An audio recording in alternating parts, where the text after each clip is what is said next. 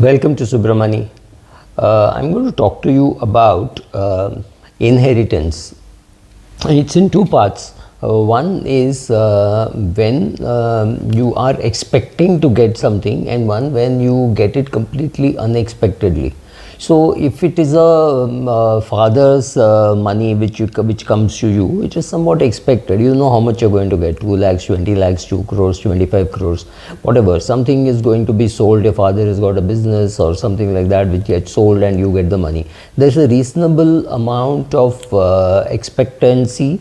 You know you're going to get it. You just don't know when is the timing. You do not know when your father is going to give, whether he is going to give it when he's alive or whether he's going to give it when he is dead.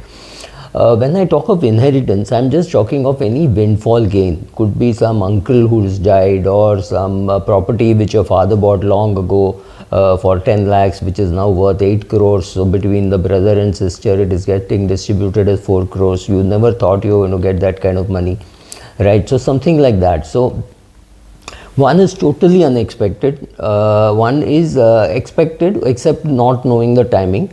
In some cases, it also happens that the person who is getting it, maybe the son or daughter, is abroad, does not even expect that kind of money, and is suddenly very happy to get, say, $2 million or $1 million or something like that, right?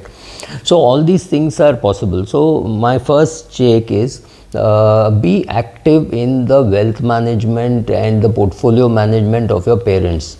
Because it's very important that when you are going to get that, you should get a good title. Many people don't have good title of some of the land that they have bought, or some property that they have bought, or the family doesn't even know that there is a property in existence. So when your parents are alive, make sure that the title is good, because there's no point in believing that when your father said, oh, it's a 3 crore property, it's a 3 crore property. When you go, you find that it is not really a 3 crore property, because the title was not clear. The society has issued some notices, not been attended to, etc., etc. Something has happened, somebody has illegally occupied it, or since the title is not good, somebody comes and tells you, okay, I'll buy it from you at 50% discount or 60% discount or something like that. And then you realize, oh, this 3 crore is actually 1 crore 20 lakhs or 1 crore 30 lakhs. So don't let that happen to your asset. That is point number one. If you are in the know of your parents making the will and they have given you the money equally, that's great. But however, even if they have given the money unequally, remember, it could be simply because they thought that they've spent a lot of money on the daughter's wedding, so they are giving her less. Or they've spent a lot of money on the son's education, so they're giving him less. All these possibilities are there. There are some families where, for no great reason, but they say, oh, it should be 60-40, 60 favoring the son and 40 favoring the daughter. Honestly, it makes no difference. But whatever it is, respect the wishes. If there is a will, and if there is no will, please make a will. Because when you make a will, the reasons can be mentioned there. I would urge parents and children to talk about why the money is being split in a particular way. Somebody could give some money to their sibling also, saying, oh, my brother does not have enough money for retirement. I know one case where he gave away maybe 10-15% of his wealth to his brother because he thought he was not adequately provided for his retirement.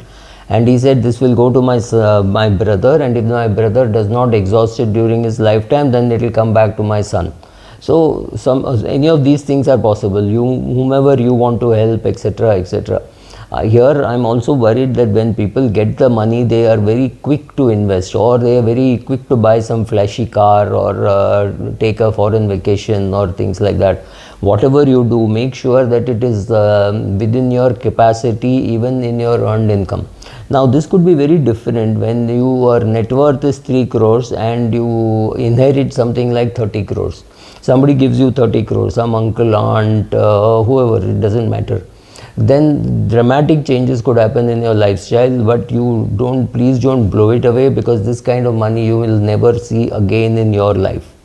Now, if your net worth is, say, 4-5 crores and you get about 1 crore as inheritance, obviously first thing you should do is put it in a liquid fund.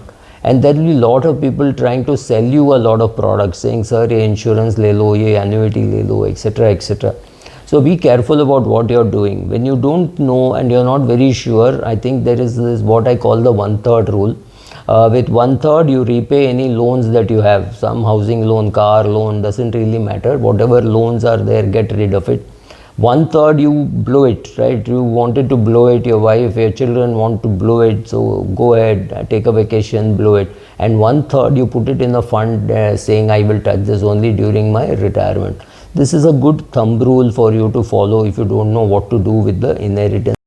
I have seen a lot of people waste the money when they get it as a lump sum. For example, in Navi Mumbai, a lot of these villagers sold their land to developers or to the government or somebody. When they received 2 crores, 3 crores, they really thought, oh, they're going to get this every month, right? So their income had stopped, but this 3 crores would get spent into a Fortuner or some other Tata vehicle or something big. And it would get it will be guzzling a lot of fuel. They would have bought themselves a big house, a lot of flashy things, and about 6 months, 8 months, 2 years, 3 years, 5 years, the money is gone, just gone like this. And that was their lifetime thing, right? It's a pension which they should have created out of it, because their work is gone, their farming is gone, they've sold off their land. It is a capital receipt. Not many people realize that. So be careful with what you do with the money. Don't squander it, don't waste it, don't go and buy some property thinking you're going to get rent. Don't buy some property in some place where you have no control as to who is going to be there. Some political party occupies the space and it's gone like this. These things happen with real estate. So if you're not an expert in real estate, find an expert in real estate, or find a person who is good in mutual funds. Whatever, do the asset allocation properly and then use that money for your retirement. Don't just blow it away and then keep saying, oh God, I wish. You will not get it again. These kind of windfall gains, that's why it's called windfall gain, right? So be careful with what you're doing with your money. Don't squander it. Don't be a DIY because suddenly you've not got money management skills. So put all this together and you have a solution. So first, simple, the solution is, when your parents are alive, make sure that all the assets that they have good title. Sit and talk to them, make a will, especially if they've got real estate. In case you have a sibling, make sure all the siblings sit together and decide and remember what your father said. You know, if he said, oh, your eldest brother borrowed money from me for buying a house, he has never repaid, so give him 10 lakh less. Fine, that's his wish, right? So find out what your parents want, make a will accordingly, and you also be responsible for the valuation of the asset when your parents are alive. Make sure that the title is good and all that. Thank you.